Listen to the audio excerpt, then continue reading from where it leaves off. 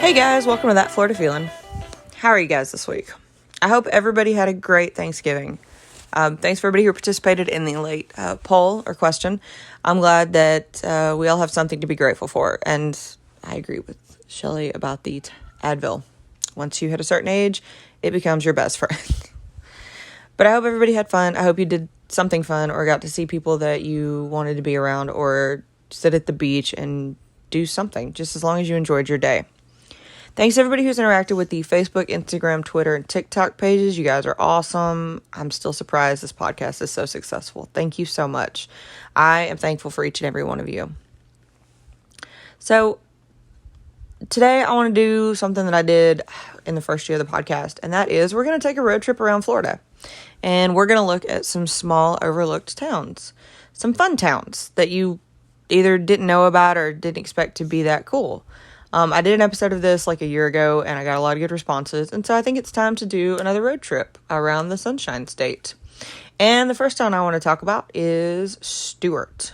Stuart, Florida is in Martin County on the east coast of South Florida. It is an absolutely beautiful town. It is a small town, but it's sandwiched between like Port St. Lucie and it's in that Miami up to Vero Beach area. And so sometimes it doesn't feel like a small town, but it's got a really cool little downtown area, some amazing history, and it's also located on the Treasure Coast. So you can always, maybe have some fun with a metal detector and find things you weren't expecting to. But it's also voted to be one of the best small towns to visit in Florida and in the U.S. very frequently. It's absolutely gorgeous, and it's a quiet town that sits close to the St. Lucie River, the Indian River Lagoon, and then, of course, the Atlantic Ocean. And driving into Stuart is just beautiful. We used to live near probably 20 minutes north of it, and it was gorgeous. I loved that little town. Of course, it does sit on the Treasure Coast, and the Treasure Coast got its name when several Spanish galleons were shipwrecked off the coast. The wreck happened due to a hurricane. Surprise, it is Florida. And these ships were carrying like an unknown amount of gold and silver, but it was massive amounts. And some of the treasure's been recovered right off the coast, how it got the name Treasure Coast. But every now and then, you can still find treasure out there. Usually when a hurricane hits, and since Nicole is come and gone, you might be surprised what you find. Now, the area around Stuart was first settled by Native Americans in 1870s. Excuse me, it was settled by Native Americans before the 1870s, and then Europeans came in the 1870s. I don't know what I wrote there.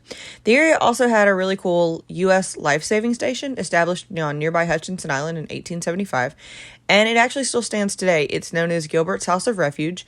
It's a really unique look into how people used to survive shipwrecks and how they used to save them.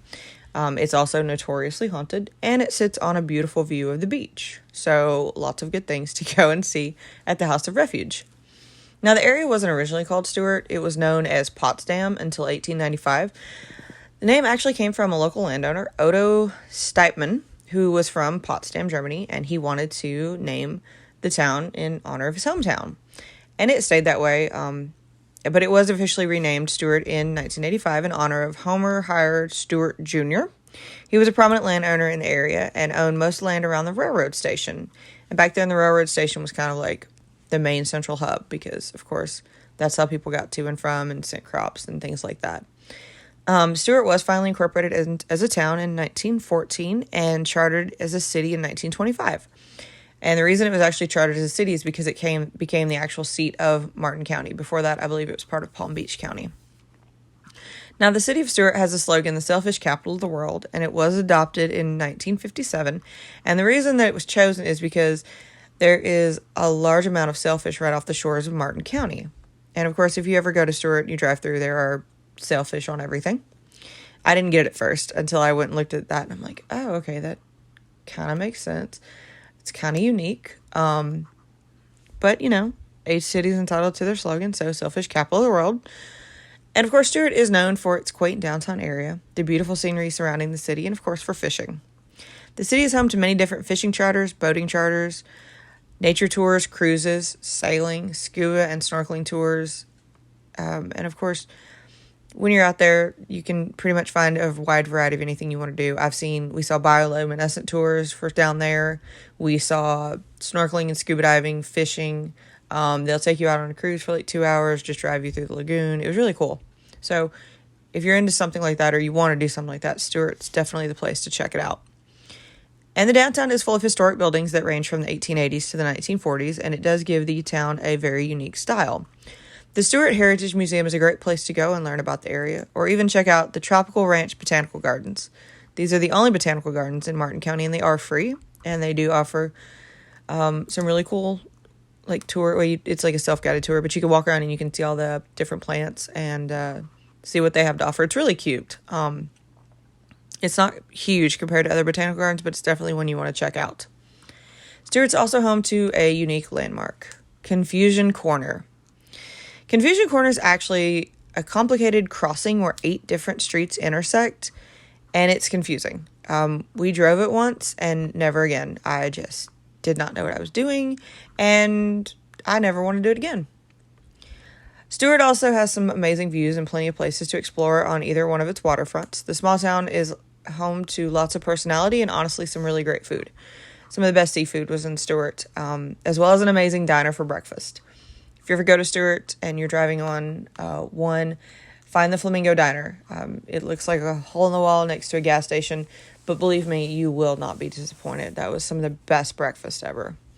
So if you're looking for a quiet place to stay in Florida that's not boring like Vero or insane like Miami, you might want to check out Stewart. I don't think you'll be disappointed. Now, the next small town is actually going to be Bristol, Florida. Bristol, Florida is located in the Panhandle in Liberty County, and it's actually the only city in Liberty County. The city itself actually sits on a beautiful view of a 150-foot bluff that overlooks the Apalachicola River. The town was founded in 1859, so it's got some history, and it was home to sawmills to support the logging industry, which was huge in the Panhandle at the time. Bristol is a very small town with lots of charm. The town itself is only 1.6 miles.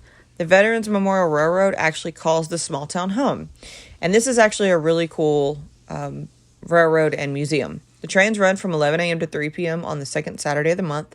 They are free to ride, and they just really want to keep the love of locomotives alive. And the park was actually founded in 2001 when a group of people interested in both railroading and community service got together and actually installed a cool little passenger train at the Veterans Memorial Park. And I say little, it's actually normal size, but it's so cool. Like, you go check out the website if you're interested, but it's an awesome event that they have.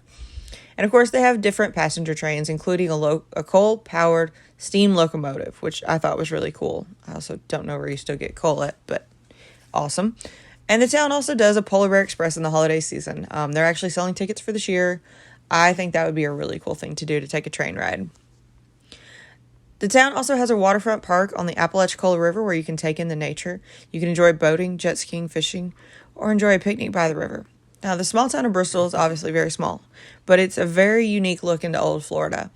One that I think would be really cool if you're looking for a day trip to see a small town or taking the Apalachicola River. Then you're definitely going to want to stop by Bristol. But I'll be warned, it's very small. Blink and you might miss it. The next small town I want to talk to you about is one you've probably heard of, and you're probably not thinking it's a small town. And that's Mount Dora. Mount Dora actually sits in Lake County, which is right near Orlando. And Mount Dora is known for its southern charm. The town actually began in 1874 when it was settled by David Simpson and his wife. And then it was actually officially founded in 1880. The post office has been running in the town since 1883 and was actually called Mount Dora, which is how the town got its name. The original name for the town was Warriello, after Rossi Tremaine named it after 3 of his kids. I mean, that's kind of cool, but I think Mount Dora has a better ring than Warriello. But Rossi Tremaine began to develop the area, named the town, and the community really started to change. The community was officially renamed for Dora Ann Droughty, who was an early settler of the town back in the 1880s. The mount comes from the fact that the town actually sits on a plateau 184 feet above sea level, which is pretty high for Florida. The town became a popular place for those wanting to escape winter, especially hunters, fishermen, and boaters. Nature's a huge thing for this little community. Now, the first hotel was the Alexander House, and it was opened in 1883, and it was created really just to support the influx of snowbirds. It was a place where they could go and stay and enjoy the town and the nature, and really the warmth that they wanted to feel in the winter months. Now, the railroads would soon follow in 1887, which helped the town grow, and an orange packing house, factories, and even a cannery opened as well for the area to really support the economy. Now, the town got its charter in 1910 as John Philip Donnelly became the first mayor. And by 1920, the town had grown significantly in both residence and business. This town is full of history and actually has a lot of places on the National Register of Historic Places, and that would include the Lakeside Inn, the John P. Donnelly House, and the Witherspoon Lodge of Free and Accepted Masons. Mount Dora Historic District is actually a U.S. Historic District as of 2009. So again, a small town with a lot of history. And it's so cute and so fun to walk around. Now, Mount Dora is home to several museums, so if you want to know about the area, you can definitely go check it out. The Mount Dora History Museum is actually a project of the Mount Dora Historical Society, and it is located in the first fire station and city jail. The exhibits actually show the history of the area from the 1880s to the 1930s. The Modernist Museum of Mount Dora focuses on a form of modernism where high art meets craftsmanship. They usually like to ask, is it art or is it furniture? Or is it both? The Center for the Arts is home to many different fine arts programs, galleries, exhibits, educational programs, and really open to anyone for all levels and ages. Now, this town is also big about their nature. They've got a cute little downtown historic district. They're absolutely amazing at preserving their own history, but they also understand that the part of Florida they're in is absolutely beautiful, and they want to preserve it. So this town is also home to parks and nature preserves. And Gilbert Park is one of the many town parks that was named for Mr. Earl Gilbert, who donated the land. The park has a barbecue area, pavilions, and a large playground. It actually includes the Wood Wonderland playground. And I looked this up, and if I was a kid, this would be a really, really cool playground. I was kind of jealous I wasn't a kid to get to go play on it. The town also has the Anne Donnelly Park, which is near downtown Mount Dora, and this is usually where they do all their town events. So, like, they have their annual tree lighting celebration for the holidays and other special town events at the Anne Donnelly Park. And the park is really cool. It's got benches, walking trails, fountains, shuttleboard courts, tennis courts, and pickleball courts. It's also home to a multi-uses building that can be rented out for special events. So it's really kind of like the center of the town. And I think it's really cool, especially if you go to the annual tree lighting celebration, which is probably coming up soon. Grantham Point Park is another one, and it's located across from Tremaine Street, across from Gilbert Park. And it's also often referred to as the Lighthouse Park. So if you've been to Mount Dora and you've seen the lighthouse, that's this park. It actually is a 35-foot lighthouse that sits at the port of Mount Dora in this park. And this park's actually really nice. Fun fact, the lighthouse actually works, and it does guide boaters on Lake Dora. It's also the only inland freshwater lighthouse in Florida. So if you're into boating, you definitely want to check out Lake Dora, and you definitely want to go to Grantham Point Park and check out the lighthouse. Mount Dora is a quaint small town in Florida that has an amazing downtown. You can find some really cute hotels, restaurants, and small shops to enjoy as you stroll around the town. Don't forget to check out the scenery and take in the beauty on the shores of Lake Dora. And if you're looking for an amazing getaway, to check out a small town, to go to a fun festival, an annual tree lighting, or just to escape Orlando for a little bit, then you definitely want to check out Mount Dora. It's such a quaint, cute little town. I can't say enough about it. The next small town I want to talk about is Williston, Florida. Williston is in Levy County, and it was established before 1885 by J.M. Willis, who named the town for himself. He saw the opportunity, and he took it. Can't say I blame him. Now, this is another really small town, but it has a lot of character, and they have a really cool event that they host. They actually host the Central Florida Harvest and Peanut Festival every October. The festival celebrates peanuts. The festival has actually been held since 1898. Whoa, no, I got that way wrong. Sorry, 1989. Numbers, you guys. Sorry about that. The festival's been held since 1989. I don't know why I want to make this festival like a 200-year-old festival. I'm sorry. The festival is full of games, family fun, and they even crown a junior Miss Williston. Fun contests are set out, vendors that can sell arts and crafts, and of course, peanut-based foods. The event is huge for this small town, and it brings a lot of people into Williston, most who've probably never heard of the area. And they host it at Heritage Park. Now, if you have heard of Williston, the chances are is that you've heard about something that was nearby it. This is the area where the Devil's Den and Blue Grotto are. These are both super popular tourist spots. The Devil's Den is beautiful. It's actually a cave. It's a recreational facility that allows people to swim and scuba dive in an underground river. The system has 4 underwater passages that extend out from the pool that you enter, and passage number 3 actually contains history. It contains animal and human remains and artifacts. And they think that the animals came from the Pleistocene species, and the humans were here before early 80s, which I think is really cool. That Florida has that much history and that even nature is preserving its own history. And the way it got its name is actually really cool. The early settlers in the area didn't realize what it was. They didn't realize that it was basically an opening to a pool, an underground river.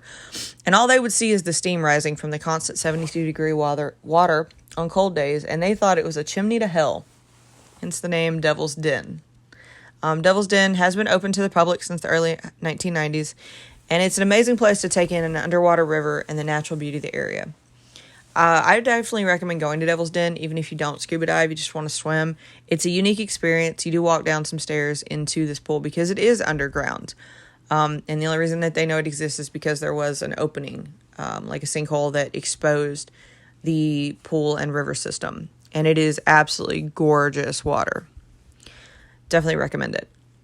Williston is a fun little town that you can explore nature in the downtown district. They do have some amazing restaurants, little shops, and places to stay while you do explore Devil's Den or the surrounding area. It's another beautiful part of Florida I recommend checking out. The last small town I want to talk to you about really fits this time of year. And since this is the day after Thanksgiving, we can now talk about Christmas. And I'm talking about Christmas, Florida. The town is an unincorporated area of Orange County, Florida, and behind Orlando, probably one of the most well-known parts of Orange County. Christmas has a unique past with a fun name. The area was actually founded by a force of 2,000 Army soldiers and Alabama volunteers who were sent there to conduct a fort. Since they arrived on December 25th, 1837, it was named Fort Christmas, and the area got its name. The fort was actually built as one of over 200 during the Second Seminole War, and the area actually grew around the fort. They even continued to grow, and a post office was opened in 1892. We're going to talk about that post office again in a second. Christmas is known for being home to the world's largest alligator-shaped building at just over 200 feet. I have seen it. It's a very cool building. But they also contain Fort Christmas Historical Park, and the park contains a full-scale replica of Fort Christmas. So they definitely preserve the history of this area. The fort was built in the 1970s by the Fort Christmas Historical Society, and it actually sits less than 1 mile from the original fort. The fort also has a small museum that's going to hold artifacts from the U.S. military, Seminole Indians, and pioneer artifacts that date back from the Seminole War period. So you kind of get an idea at what they went through living and surviving in this area. You can see weapons, clothing, tools, and other items that were in the area. The park also has replicas of Florida cracker houses and farm buildings that show the rural Florida life from the 1870s to the 1930s. They also restored a school with its lunchroom. It's a really cool historical area. The Fort Park Christmas Park has a picnic area, basketball and tennis courts, baseball fields, children's playground, and a number of events each year, including the annual Cracker Christmas in December. So that's definitely coming up. You want to check it out. But one of the main draws in the town is from that post office. People bring their mail all year, or each year for Christmas, all their Christmas mail in December, and they want to have it stamped as Christmas for the postmark for their holiday mailings to say that they sent it from Christmas.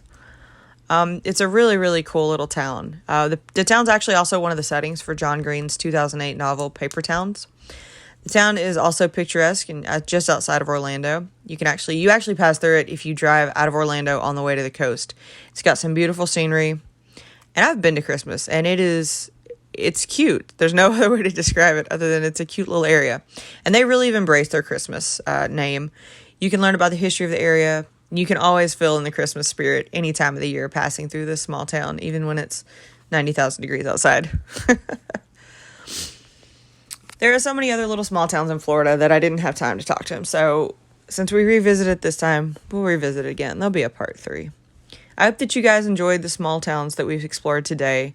You can find some amazing scenery, historic small towns, see Florida's history, eat some delicious food, and get in the Christmas spirit by exploring these small towns. You may run into locals, probably some tourists, and you're going to run into Florida Man. Today's Florida Man actually comes to us from Bradenton, and funny enough, it happened on Christmas Eve. A man woke up to a burglar sucking on his toes. Y'all, stay away from drugs. The police were called after the man fought off the intruder, and I guess the guy asked, why did you break in? And the intruder told him it was for the explicit purpose of sucking on his toes. I'm telling you guys, stay away from drugs. He got the intruder out of his house. The intruder got mad. Apparently he was not done sucking on his toes, and he smashed the victim's house window and car windshield as he left the property. They got a description and took DNA swabs from the victim's feet. What the heck, Florida Man? Y'all just, oh gosh, they're out there. Be careful. I hope again that everybody had a great Thanksgiving and a great week. Thank you for listening. Don't forget to like, subscribe, and leave a review or 5 stars. Don't forget to drink water, wear sunscreen, be nice to one another. And as always, guys, that's your daily dose of sunshine.